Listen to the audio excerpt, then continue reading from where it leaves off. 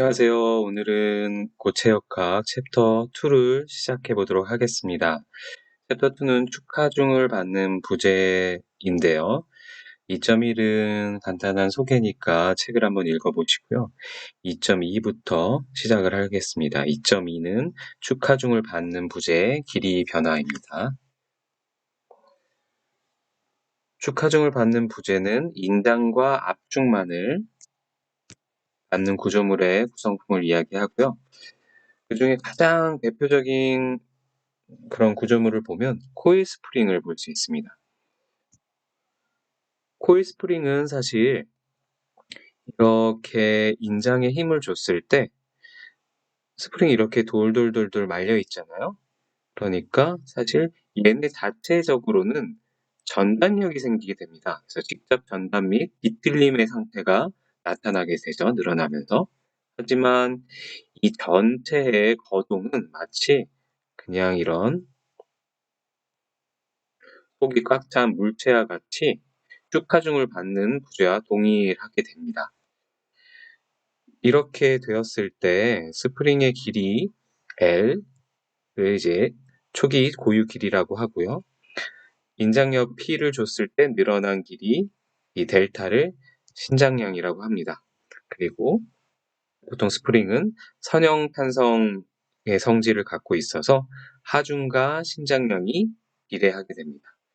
그래서 아마도 고체역학 이전에 물리 수업을 들으셨으면 이러한 사실에 대해서는 한 번쯤 들어보셨을 거라고 생각을 합니다.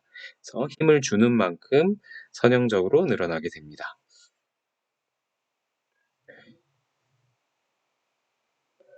그리고 이렇게 되었을 때 이제 식이 나오는데요. 이 식은 이제 P는 하중은 K 곱하기 신장량. 그랬을 때 이 K는 뭘 뜻하는 거냐면 강성이라고 불리고 영어로는 스티프니스라고 합니다. 그래서 힘은 강성 곱하기 신장량이라는 식이 성립을 하게 되고요. 이때 K, 강성이라고 불리는 이 값은 델타로 나눠주면 델타분의 P가 되니까요. 이 의미를 생각해보면 단위 길이만큼을 늘어나게 하는 힘이라고 볼 수 있습니다. 그러니까 단위 길이만큼 늘어나기 위해 필요한 힘, 그게 강성입니다. 그래서 강성이 크면 클수록 무슨 말이죠? 동일한 길이를 늘어나는데 드는 힘이 더 많이 든다라는 얘기죠. 그만큼 잘 늘어나지 않는다는 얘기입니다. 그런데 이번에는 이 식을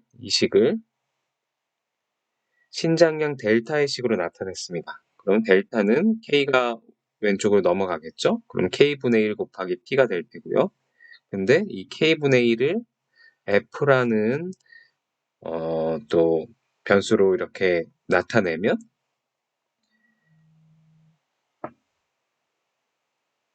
델타는 F 곱하기 P라고 표현이 되고요. 이 F를 compliance라고 부릅니다. 영어로 compliance죠. 그래서 이 F는 결국에 K분의 1가 K의 역수입니다. 역수이고요. 그렇게 됐을 때 이 값은 반대로 한번 또 P를 넘겨보면 F는 P분의 델타가 되니까 어떤 단위 하중 분의 신장량이 됩니다. 그래서 어떤 단위 하중을 줬을 때 얼마나 늘어나느냐라는 게 이제 또 물리적인 의미인데요. 그러면 컴플라이언스가 크면 클수록 같은 힘에 잘 늘어난다는 얘기고 컴플라이언스가 작으면 작을수록 같은 힘을 줬을 때 덜 늘어난다는 얘기입니다. 그래서 다시 또 돌아가서 얘기를 해보면 강성과 컴플라이언스가 반대라고 했죠. 그래서 강성은 크면 클수록 잘 안 늘어나는 거고요. 컴플라이언스가 역수기 때문에 컴플라이언스는 작으면 작을수록 잘 안 늘어나는 겁니다. 이 두 개념은 고체역학에서 굉장히 중요한 개념이기 때문에 꼭 기억을 하시고요. 기업에서 실제 제품을 설계할 때도 꼭 필요한 값입니다. 그럼 다시 한번 또 살펴보면 여기 그대로죠. 네, L은 고유 길이, 델타는 신장량, 그래서 P는 K 델타라는 식이 있었고 얘를 조금 변형해주면 델타로 나타내면 K분의 1이라는 값이 나오는데 이걸 F라고 표현을 하면 compliance다 라고 이야기를 했죠. 그랬을 때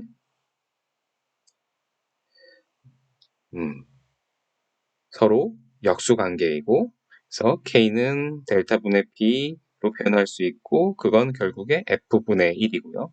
F는 P분의 델타로 표현할 수 있는데 결국에 K분의 1이고요. 그래서 정확히 역수의 관계죠. 그래서 보통 강성이라고 부르고요. 스프링이니까 이제 스프링 상수라고 부를 수도 있고요. 스프링의 경우는. 그리고 F는 컴플라이언스고요. 혹은 유연도라고 이야기도 합니다.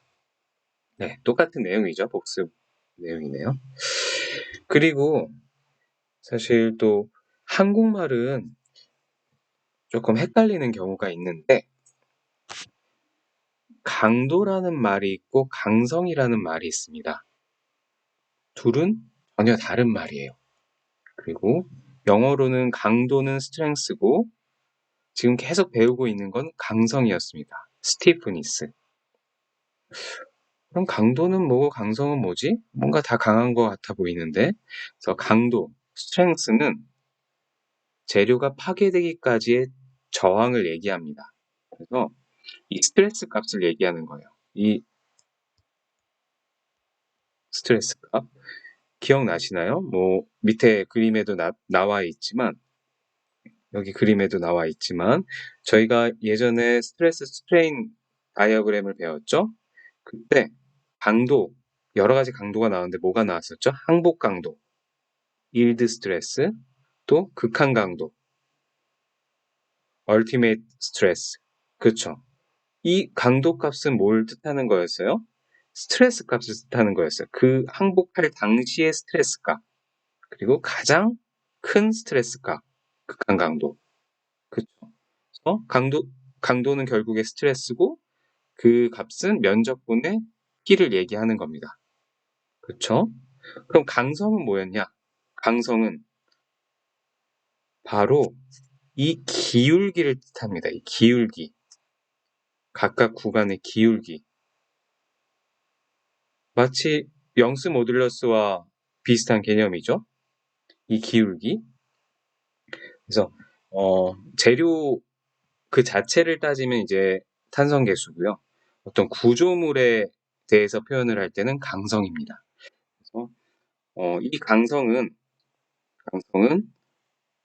변형된 길이분의 P.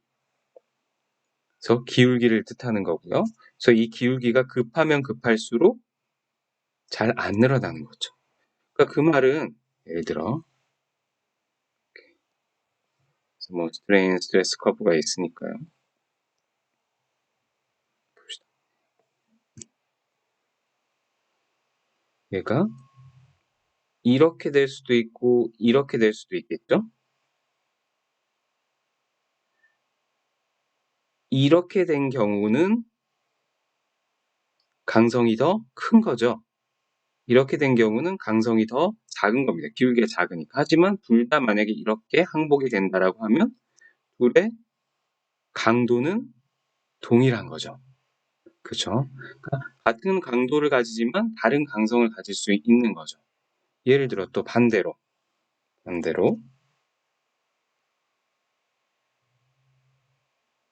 그냥 반대로 둘 다 이렇게 기울기는 같은데 하나는 여기서 항복하고 하나는 여기서 항복하면 얘네는 강성은 똑같은 겁니다. 기울기가 똑같으니 하지만 강도가 다르죠. 항복 강도가. 이해가 되시나요? 두 차이가? 그래서 스트렝스는 항복하기 전까지 얼마의 스트레스를 견디느냐를 얘기를 하는 거고요. 스테이프니스는 얘가 얼마나 변형이 잘 일어나냐라는 얘기예요. 항복은 아직 하지 않았습니다. 항복은 하지 않았지만 변형이 잘 늘어날 수도 있고. 그래서 강도와 강성이라는 게 어떤 차이인지, strength와 stiffness가 어떤 차이인지를 정확하게 구분을 하실 수 있어야 돼요. 나중에 이 말들이 혼용해서 사용됐을 때 자칫 헷갈릴 수 있습니다. 그래서 엔지니어들끼리 커뮤니케이션을 할 때 반드시 그 차이점을 아셔야 됩니다. 그리고 이제 균일 단면봉을 한번 살펴보면 균일 단면봉이라는 건 전체 길이를 통하여 단면적이 일정한 그런 봉을 얘기하는데 예를 들어 뭐 속이 꽉 찰 수도 있고 이렇게 속이 비고 관형 단면일 수도 있고요. 이런 다양한 단면들이 있겠지만 어쨌든 길이 방향으로 동일한 경우를 얘기하고요. 그런 경우가 이제 해석하기 쉽기 때문에 이런 경우를 보치역학의 이 책에서 많이 다룹니다. 대부분. 그러면 이런 단축 하중의 응력 변형률은 이미 1단원에서 배웠어요. 스트레스는 면적분의 P, 변형률은 원래 길이분의 변화된 길이 L분의 델타죠. 그렇게 됐을 때 재료가 선형 탄성이면 후계 법칙을 따른다 라고 배웠죠. 재료가 선형 탄성이라는 건 아까 또 다이어그램에 나오지만 이 선형 구간, 이 선형 구간에 있을 때 재료가 선형 탄성인 거죠. 그래서 후계 법칙을 따르는데 후계 법칙은 정말 고체역학에서 제일 중요한 법칙이에요. 그래서 항상 기억을 해주시면 되고요. 가장 기초적이고 그 후계 법칙이 뭐였죠? 스트레스는 탄성계수 곱하기 변형률이다. 스트레인이다. 라고 했죠. 그러면 얘를 풀어서 사용하면 A분의 P와 L분의 델타를 집어넣어주면 이렇게 되겠죠. 그리고 델타 값을 혼자 놔두고 나머지를 다 넘기면 이런 식이 나옵니다. 그래서 변형된 길이는 2A분의 PL. 이 식도 이제 앞으로 굉장히 많이 나오기 때문에 꼭 이제 기억을 해주시고요. 2A분의 PL. 파란색이라는 건 기억을 하시라고 파란색을 칠했겠죠. 그래서 그럼 이 식을 봐도 보면 뭔가 언제 비례하고 언제 반비례하는지를 살펴볼 수 있겠죠. 일단 변형된 길이가 언제 커지냐면 P 곱하기 L이 클 때. 그 말은 P는 당연히 힘이니까 힘이 크면 클수록 많이 늘어나고요. 또 원래 길이가 길면 길수록 더 많이 늘어나죠. 그렇겠죠. 그리고 뭐가 작으면 작을수록 더 늘어나냐면 탄성계수가 작으면 작을수록 잘 늘어나는 거고요. 면적이 작으면 작을수록 더 잘 늘어난다. 단면적이. 그렇겠죠. 그러니까 가늘고 길수록 잘 늘어나는 거고요. 두껍고 짧을수록 똑같은 힘을 줬을 때 잘 안 늘어나겠죠. 그래서 이 A를 뭐 봉의 축강도라고 또 표현을 하는데 여기서 나오는 강도는 아까 스트렝스랑 다른 겁니다. 한국말로 똑같이 표현이 됐지만 영어로는 다르죠. 그래서 아까 K를 강성이라고 하고 뭐 한국말로 표현하다 보니까 이제 도라는 말이 들어가기도 했는데요. 그냥 강성이라고 생각하시면 됩니다. 강성이고 그러니까 델타분의 B고 그거를 요 식으로 또 나타내면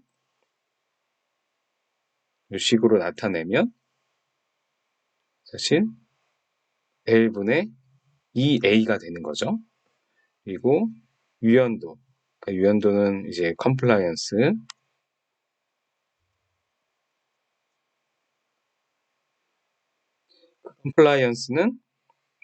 P분의 델타인데 얘를 또 이 식으로 나타내면 P분의 델타는 결국에 2A분의 L이다 라고 표현을 할 수 있습니다.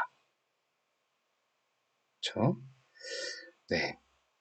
그래서 그러면 이 식도 이제 다시 한번 좀 또 의미를 한번 살펴보면 강성은 언제 커지냐? 2A가 클수록 강성은 2A가 크면 클수록 커지고요. 그러니까 면적이 크면 클수록 커지는 거예요. 구조물이 여기 면적이 크면 클수록 강성이 커지는 겁니다. 그리고 L이 작으면 작을수록 이 L이 짧으면 짧을수록 강성이 커지는 겁니다. 그렇죠? 유연도는 컴플라이언스는 반대죠. 완전히 반대죠. 보니까 L이 크면 클수록 컴플라이언스가 커지고 EA가 작으면 작을수록 컴플라이언스가 커지니까 역수관계가 더 정확히. 그러면 예제 2.1과 2.2를 오늘 한번 풀어보도록 하겠습니다. 예제 2.1은 일단 AB의 길이가 B로 나타나 있고요. BC의 길이가 C로 나타나 있고 스프링 상수, 여기에 스프링이 달려 있어요. 스프링이 달려 있는데 여기 스프링 상수가 나타나 있고요. 여기에 나사봉이 있어요. 나사봉이 이렇게 왼쪽에 고정이 되어 있고 너트로 이렇게 고정이 되어 있는데 이렇게 됐을 때 너트의 피치가 16분의 1인치다. 요 너트에 이게 보면 피치라는 게 요 나사산 요 두 점의 거리입니다. 요 사이의 거리. 그 말은 얘를 한 바퀴 돌리면 나사가 이만큼 거리로 움직인다라는 얘기죠. 한 바퀴 돌리면. 그러면 이렇게 했을 때 어떤 일이 일어나냐? 지금 W로 이렇게 아래로 당기게 되니까 얘가 이런 식으로 기울겠죠, 당연히. 그쵸? 그러면서 어떻게 돼요? 이 스프링이 살짝 늘어나겠죠. 그쵸? 늘어났는데 얘를 다시 원상복귀를 하기 위해 요 끝점을 얘를 회전을 시킵니다. 회전을 시키면 나사가 조여지니까 얘가 다시 당겨지겠죠. 그렇죠? 그렇게 제자리로 당겨질 때까지 몇 바퀴를 돌려야 하느냐, 너트를. 그게 지금 이 문제입니다. 이 포인터 C가 포인터 표지로 다시 돌아올 때, 다시 돌아오게 하려면 몇 바퀴를 돌려야 되냐. 그러면 또 얘도 자유물체도를 그릴 수 있죠. 이렇게 필요한 부분만 간단하게 표현이 되죠. 그러면 외력을 먼저 생각해 보죠. 여기 W 외력이 있죠. 그리고 당연히 이 스프링이 얘를 이렇게 당기고 있죠. 지금 F라는 힘으로. 그랬을 때 지지부에 반력이 생길 텐데 얘는 어떻게 되나요? X축으로 움직일 수 있나요? 없으니까 X축 반력이 하나 있고요.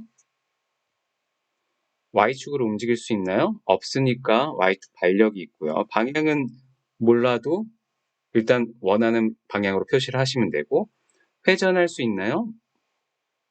이렇게 회전할 수 있으니까 모멘트는 없는 거죠. 네. 모멘트는 없는 거죠. 그렇죠. 회전할 수 있기 때문에 회전을 방해하지 않기 때문에 자 이렇게 됐을 때 뭐 문제를 풀어보자 라고 하면 결국에 요 점에서 모멘트 평형식을 한번 구해보죠. 이 점에서 B점에서 모멘트의 식을 한번 구해보면 B점에서 모멘트를 발생한 힘들 얘네가 모멘트를 발생시키나요? 없죠. 왜요? 거리가 0이기 때문에 B점까지의 거리가 그러면 모멘트를 발생시키는 힘은 이 W 그쵸? 이만큼 떨어져 있고 수직인 힘이죠. 그러면 W 곱하기 B가 되는데 방향은 오른손의 법칙을 활용을 하면 엄지가 화면 바깥쪽으로 나오죠. 그러니까 플러스. 그러니까 사실 쉽게 생각하면 이렇게 되면 반시계 방향이면 플러스입니다. 플러스라고 생각을 하시고 반대로 시계 방향이면 마이너스라고 생각을 하세요.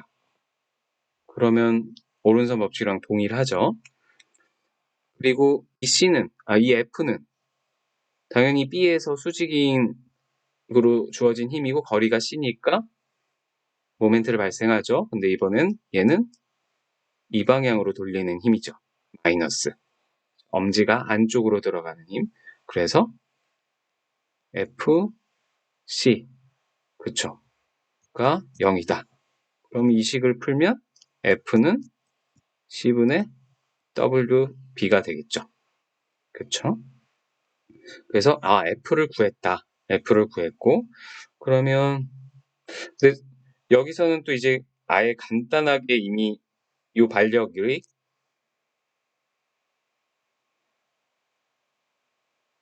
크게 필요 없었지만 이 반력이 W고 이 반력이 F라는 걸 그냥 구해버렸어요. 당연한 거죠. 왜냐면 Y축 방향으로 작용하는 힘이 얘밖에 없기 때문에 여기는 당연히 똑같이 W로 반대 방향의 힘이 돼야 될 거고, X축 방향의 힘은 F밖에 없으니까 당연히 반대 방향으로 반력이 F가 발생해야겠죠. 그래서 사실 그 방향과 힘이 그냥 바로 계산이 되는 겁니다. 그러면 어쨌든 이 스프링이 당기는 힘이 F라고 했는데, 그러면 스프링이 얼마나 늘어났느냐를 계산을 하면 그 스프링의 늘어난 길이를 다시 복원하려고 너트를 몇 번 돌렸는지를 계산할 수 있겠죠. 그러면 스프링의 신장량 델타는 어떻게 돼요? 식이 원래 F는 K 델타죠. 그러면 뭐 F 또는 P 표현할 수 있고요. 똑같이 힘. 그러면 델타는 K분의 F고, 근데 이 F가 뭐였죠? 얘였죠? 그래서 CK분의 WB다 라고 구할 수 있겠죠. 스프링이 이만큼 늘어났다.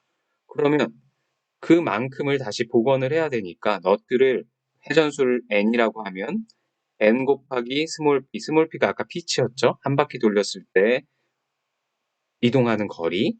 그럼 n 곱하기 p가 거리가 되는 거고, 그 거리가 곧 스프링이 늘어난 거리고요. 그게 CK분의 WB였죠.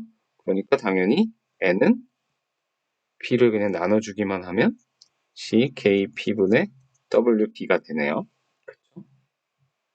그러면 마지막으로 모든 수치를 각각에 대입을 해주면, 각각의 필요한 값들이 다 앞에 나와 있었기 때문에 대입을 해주면 12.5 바퀴를 돌리면 원래 이 C가 위치했던 자리로 당겨진다 하는 뜻입니다. 한번 집에서 꼭 다시 한번 풀어보세요. 그럼 예제 2.2. 예제 2.2는 또 생각해야 할 거리들이 참 많은 문제예요. 그래서 사실 이 문제에 대해서 많은 질문을 합니다. 그러니까 여러분들도 한번 잘 들어보시고 한번 풀어보시고 궁금한 점 있으면 질문을 해주세요. 그래서 이런 물체가 있는데 뭐 각각의 길이 정보들이 나타나 있고요. 각각의 A, B, BC, BDC 길이 정보가 나와 있고, 그리고 BD의 에어리아, 이 단면적, 그리고 CD의 단면적이 나타나 있고요. 그리고 각각의 동일하게 탄성 계수값이 주어져 있습니다. 이렇게 했을 때 점 A의 변이가 요 A가 1mm만큼만 움직일 수 있게 하는 최대 허용 하중을 구하라. 한마디로 1mm만큼 움직일 수 있는 힘을 구하면 그게 최대 허용 하중이 되는 거죠. 그럼 얘 같은 경우 이렇게 당기면 어떤 일이 일어날까요?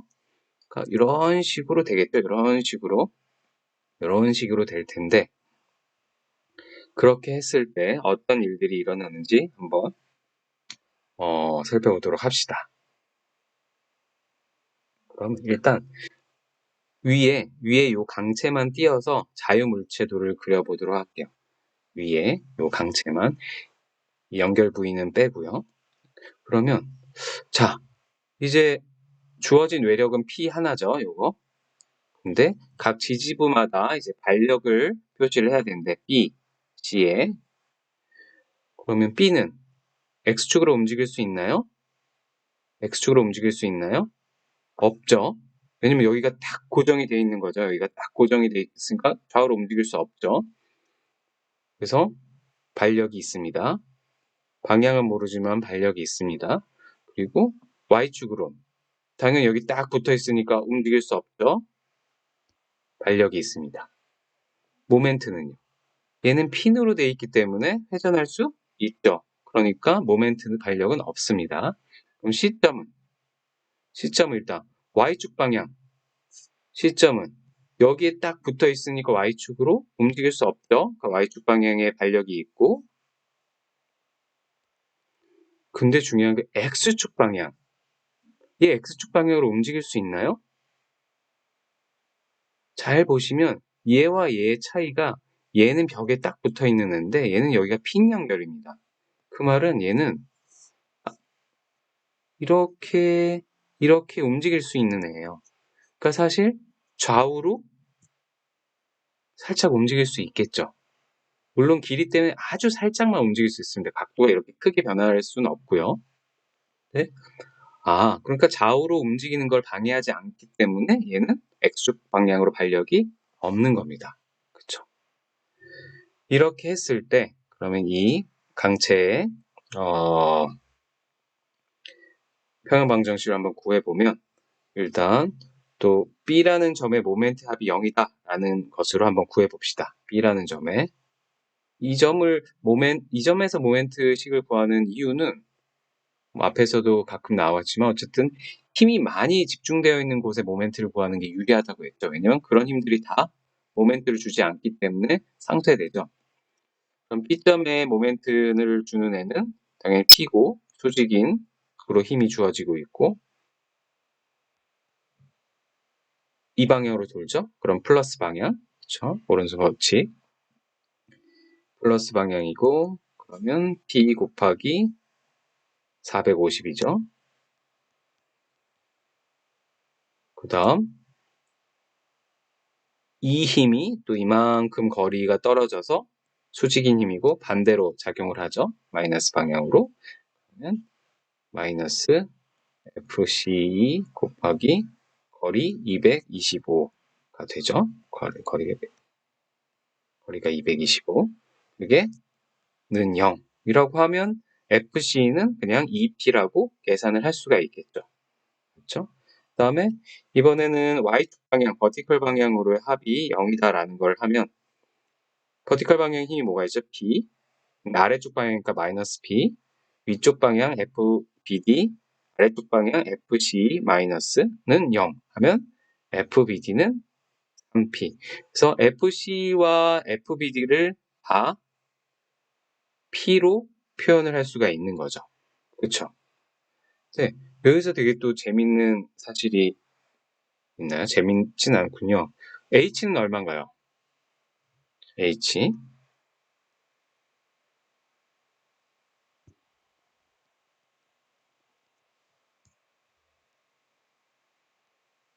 H는 얼마인가요? 자동으로 0이 되죠. 왜냐하면 그러니까 반력이 존재할 수는 있었지만 그 반력이 제로가 되는 거예요. 왜냐하면 X축으로 아무런 외력이 주어지지 않았기 때문에 반력이 결국에는 주어지지 않는 거죠. 반력이 제로가 된 겁니다. 반력이 발생할 수 있었지만 X축으로 힘이 없어서 X축 반력은 0이 돼버린 겁니다. 그렇게 되면 어쨌든 이제 이렇게 힘을 알았으니까 이 힘이 이 봉을 압축을 하든 인장을 하든 역할을 하겠죠. 여기서 이제 주의를 하셔야 될 게,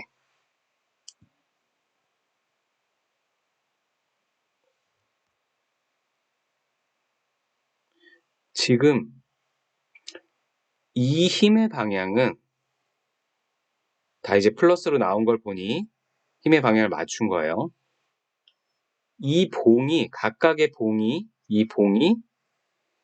이 강체에 대해서 해주는 힘입니다. 그러니까 봉이 얘를 밀고 있는 거고 봉이 얘를 당기고 있는 거예요. 그러면 이 봉은 반대로 이 봉을 떼어내면 여기 봉이 이렇게 두 개가 있죠. 봉에 가해지는 힘은 어떻게 될까요? 늘어나는 힘일까요? 인장력일까요? 압축력일까요? BD의 경우엔 작용 반작용으로 얘가 얘를 밀기 때문에 강체는, 위에 있는 강체는 얘를 압축시키는 겁니다. 그리고 C2의 경우 이 봉이 얘를 당기기 때문에 반대로 얘는 봉은 인장력을 받는 거예요. 이해가 되시나요? 작용, 반작용으로. 그래서 그걸 먼저 이해를 하셔야 되고요. 그러면 변이를 계산을 할 때 얘는 어떻게 될까요? 결국에 BD는 압축이 될 거고 C는 인장이 될 거예요. 그래서 그럼 BD의 변이는 어떻게 구하냐? 변이식. 아까 앞에서 배웠습니다. 델타는 2A분의 PL. P는 이제 F로도 표현을 할 수 있고요. 힘이니까. 그러면 여기에 맞는 값들 다 넣으면 되죠. FBD 아까 구했으니까 여기 3P 그리고 원래 길이 그리고 탄성계수 그리고 단면적을 넣으면 이만큼 변화를 하는데 얘가 압축이냐 인장이냐 압축이다. 이렇게 써주면 이제 이해가 되는 거고요. 만약 압축이란 말을 없었다면 이제 마이너스로 표현을 해줬어야겠죠. 그 다음에 얘가 C2의 변이는 똑같이 이 식을 써서 하되 FC가 아까 여기서 구한 2P죠. 2P고 원래 길이 600mm 탄성계수 그리고 단면적 하면 이만큼이 변형이 일어나는데 그때 인장이다. 왜냐면 인장력을 줬으니까요. 얘는 압축을 줬고. 이해가 되시죠? 그래서 결국에 왜냐면 이걸 땡겼다고 생각을 해보시면 얘가 이렇게 될 테니까 당연히 얘는 이 봉은 압축이 될 테고 얘는 조금 이 C가 올라가야 되고 얘가 B가 내려가야겠죠. C는 인장이 될 겁니다. 이렇게. 그렇게 했을 때 근데 문제에서는 지금 구하려고 하는 게 얼만큼의 힘을 줘야 여기가 1mm 움직이느냐라는 겁니다. 그러면 힘과 뭔가 또 거리의 관계식이 있어야겠구나. 변화량이 A점에. 그래서 얘가 이렇게 됐을 때를 상상을 해서 그려보면 무언가 닮은 꼴을 계산할 수 있는 겁니다. 그래서 원래 변형 전에는 ABC가 이렇게 돼 있는데 여기 힘을 줘서 A가 A 다시로 가면 움직이면 얘 강체가 이런 식으로 기울어져 있겠죠. 굉장히 과장돼서 그린 겁니다. 사실은 굉장히 적은 변화지만 과장돼서 그러면 이렇게 되고 그러면 닮은 꼴 삼각형이 나오죠. 예를 들어 AA-분의 AA-분의 A-C-는 A-A-와 A 더블 프라임 C 프라임은 B 프라임 B 더블 프라임 분의 B 더블 프라임 C 프라임이죠. 그렇죠. 그래서 왜냐면 이 삼각형이 지금 닮음이니까요. 그래서 이것분의 이거는 이것분의 이거다. 그 식이 이겁니다. 그 식대로 쓰면 각각의 지금 길이가 나와 있기 때문에 지금 여기가 델타 A고 여기가 앞에서 구한 델타 BD 얘가 압축한 길이겠죠? 얘가 원래 길이에서 이렇게 압축한 길이고 C는 얘가 늘어난 길이고 여기는 델타 C이고 그럼 여기가 델타 C니까 여기도 델타 C이겠죠?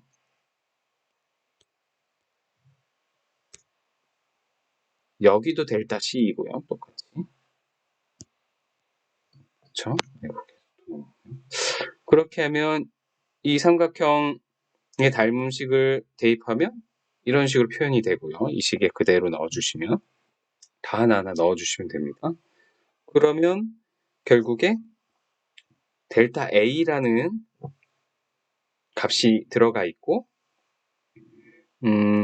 델타 C와 BD와 C는 앞에서 구한 이런 값들을 그대로 대입만 해주면 되겠죠. 그럼 결국에 이 델타 A의 이 값에 1.0mm를 넣고 풀면 P가 얼마인지가 계산이 되겠죠. 이 P들이. 그랬을 때 P가 23,200N이더라. 그래서 맨 끝점 A가 움직인 길이가 1m일 때 23,200N의 힘이 주어져야 1mm가 늘어나니까 최대 허용 하중은 23,200이다. 이 이상을 주면 1mm 이상 늘어나게 된다라는 거겠죠. 네, 그래서 오늘은 여기까지 수업을 하도록 하고요. 네, 집에서 꼭 한번 문제를 풀어보시길 바랍니다. 네, 감사합니다.